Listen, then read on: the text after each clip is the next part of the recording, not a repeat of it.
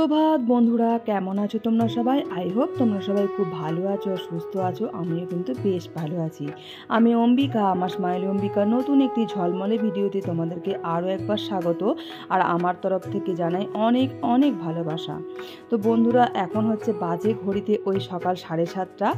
আর এই 7:30 থেকেই সকাল থেকে একদম জোর তোর করে কাজ শুরু করে দিয়েছি তোমাদেরকে সাথে নিয়ে। আশা করছি তোমাদের বেশ ভালো লাগবে। আর জানো তো বন্ধুরা, বেশ কটা দিন ঘরের বাইরে ছিলাম, মোটামুটি ওই এক সপ্তাহ দিন নাগাদ আসলাম, মানে 7 দিনের দিনেই আর কি বাড়ি ফিরলাম বলতে পারো। তো এই এসেই তো বুঝতেই পারছো অপরিষ্কার ঘর কীরকম হয়ে থাকে।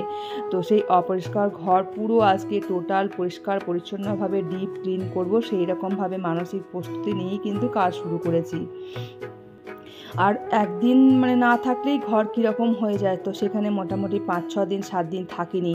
তো সেখানে ঘর তো পুরোই নোংরা হয়ে থাকে, তাও ভীষণভাবে যে হয়েছে তা হয়নি, কেননা বৃষ্টি হয়েছে তো সেই কারণে খুব একটা ধুলোবালির ব্যাপারটা হয়নি।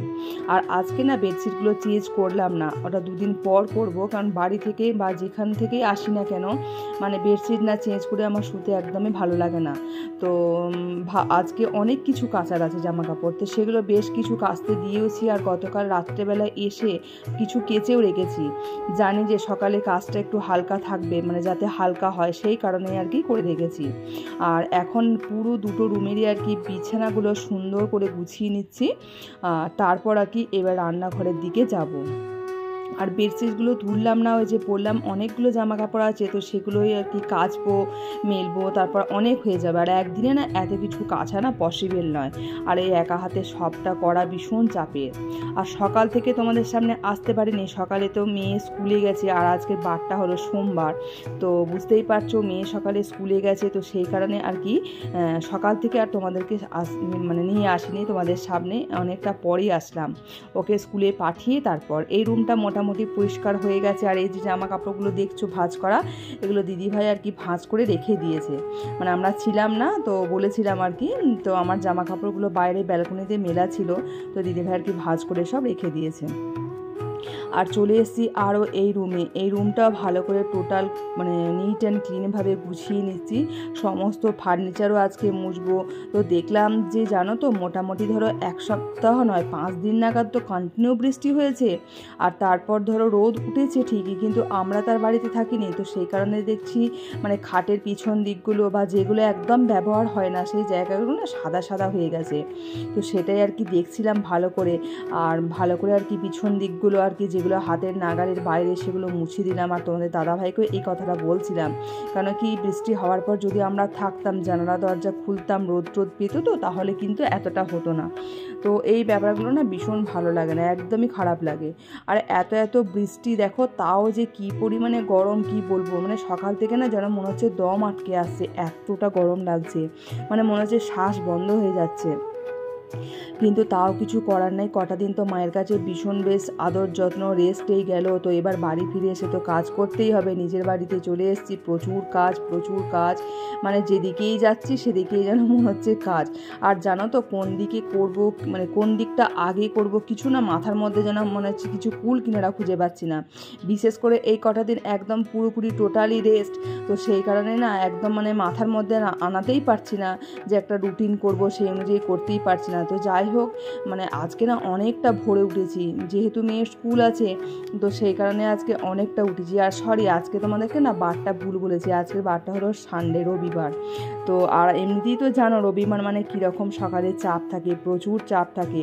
আর তোমাদের দাদাভাই না মেয়েকে নিয়ে আর কি ক্লাসে মানে অ্যাবাকাসে ক্লাসে আর কি ওকে দিতে গেছে। তো একবারে ফেরার পথে সবজি টবজি কিছুই নেই, সেরকমভাবে নিয়ে তারপর আসবে। আর বাড়ি থেকে না মা দিয়েছে মাছ, একদম ভেজে আর কি দিয়েছে, টাটকা মাছ। তো সেগুলো আর কি আজকে রান্না করব, তো ওটা একটা শান্তি। আর বাড়ি থেকে আসা মানে তো বুঝতে পারছো কিছু না কিছু দিতেই থাকে, আর ওটা বেশ ভালোই লাগে। আর বাড়ির জিনিস তো একটা আলাদা রকমই একটা আনন্দ, তাই না বলো? ভীষণ ভালো লাগে। তো দেখো তোমাদের সাথে কথা বলতে বলতে আমার এই রুমও কিন্তু পরিষ্কার করে সুন্দর করে গোছানো হয়ে গেল।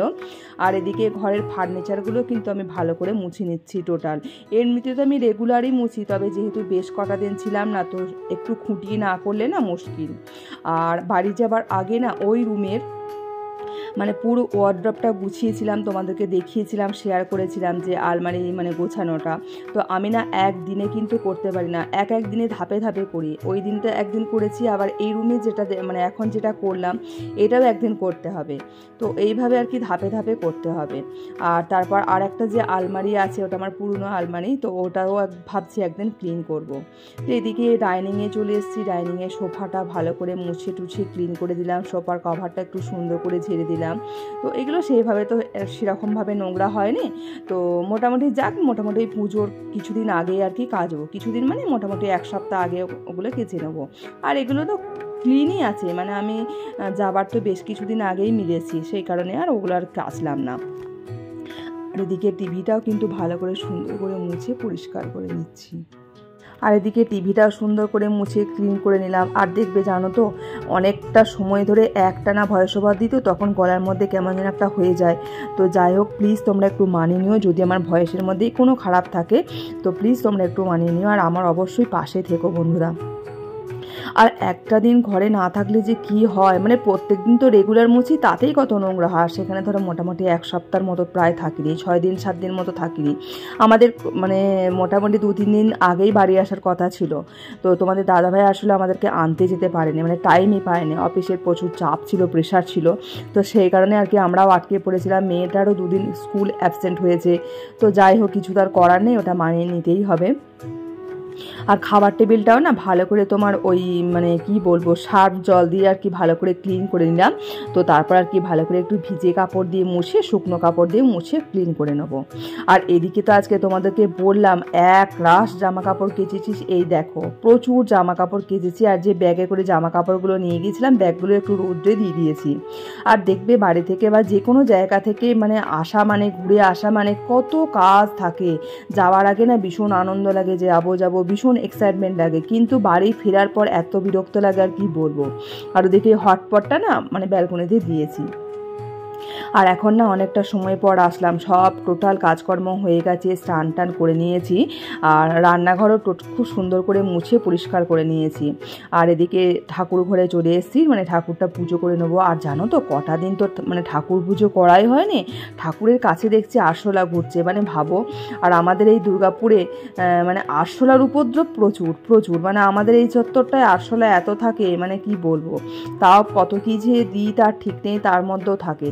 তো যাই হোক, এবারে অতটা দিন আর কি কয়েকটা দিন মানে তোমার ঠাকুর পরিষ্কার করা হয়নি, ঠাকুর পুজো করা হয়নি।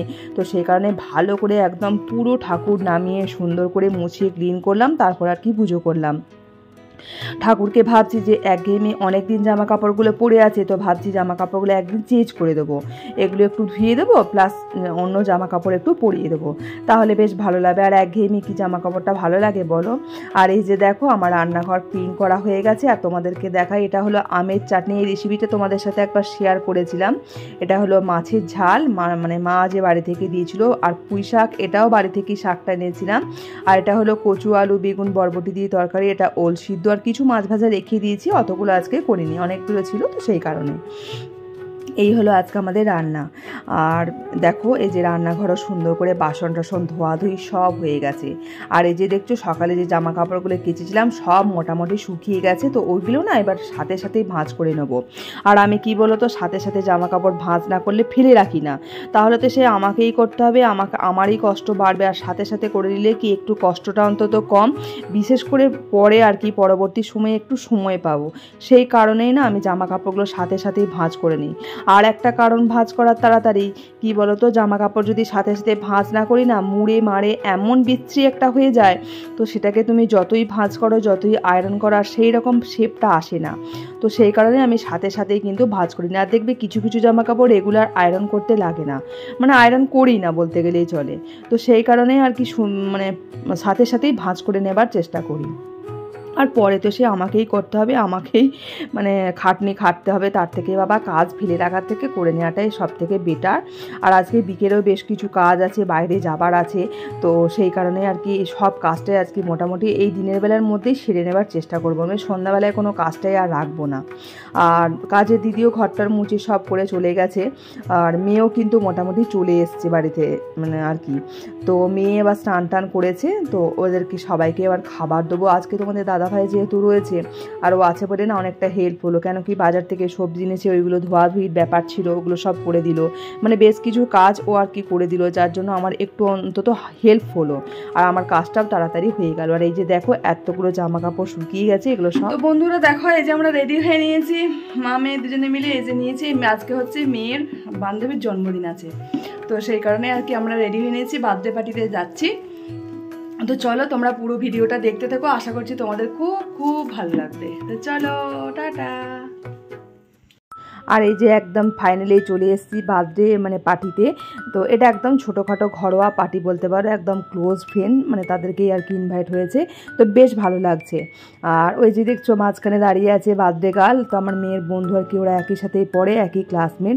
তোমাদেরকে সকালে আমি বলেছিলাম যে সন্ধ্যাবেলা আমরা এক জায়গায় যাওয়ার কথা মানে আছে, তো এই যে এখানে আর কি আসবো বলে আর কি বলেছিলাম। এখন তো মোটামুটি ফটোশ্যুট চলছে, কেক কাটিং এসব হবে আর কি।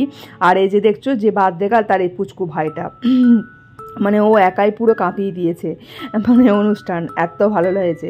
তো বেশ ভালোই লাগছে, আমরা কিন্তু খুব এনজয় করছি, মানে ভীষণই ভালো লাগছে। আর এই যে দেখতে পাচ্ছ আমার মেয়েকে এই ড্রেসটা পরিয়েছি, আর ওই যে আসছেন ওটা হলো মেয়ের দাদু, আর এদিকে এই সাইডে যিনি দাঁড়িয়ে আছেন সেটা হচ্ছে মেয়ের বাবা। আর এই যে দেখো একদম বার্থডের জন্য তোমার মানে কেকের ওপরও যে মানে লাইট বা এগুলো আর কি দেওয়া হচ্ছে, তো বাচ্চাদের মানে এতেই যে কি আনন্দ কি আর বলবো। এই যে দেখো এবার কেক কাটিং কিন্তু শুরু হবে, আর ওদের কেক মানে কাটা তো নয়, কেক কেটেই একদম সাথে সাথে মাখামাখি একদম শুরু করবে, এই রকম অবস্থা। তো যাই হোক কেক কাটিংটা মোটামুটি হয়ে গেছে, সেই সময়টা আর আমি ভিডিও করতে পারিনি। আর এই যে দেখো বাচ্চাদের মোটামুটি স্ন্যাক্স ওরা খাচ্ছে, কেক টুকটাক চিপস টিপস এগুলো আর কি খাচ্ছে, ওরা বেশ খুব মজা করছে, বাচ্চাদের আনন্দটাই তো ভালো লাগে তাই না বলো। আর এই যে এবার রাত্রে ওরা ডিনারে বসে গেছে খেতে। তো চলো বন্ধুরা আজকের ভিডিওটা আমি এখানেই এন্ড করলাম, তোমরা সবাই খুব ভালো থেকো, সুস্থ থেকো, এইভাবেই প্লিজ আমার পাশে থেকো সব সময় সদা সর্বদা, তবে কিন্তু আমরা এগিয়ে যেতে পারবো। তো চলো আমরা এবার খাওয়া দাওয়া করবো, আমাদের কিন্তু খাওয়া দাওয়া হয়নি। তো চলো আজকের মতো টাটা বাই, গুড নাইট।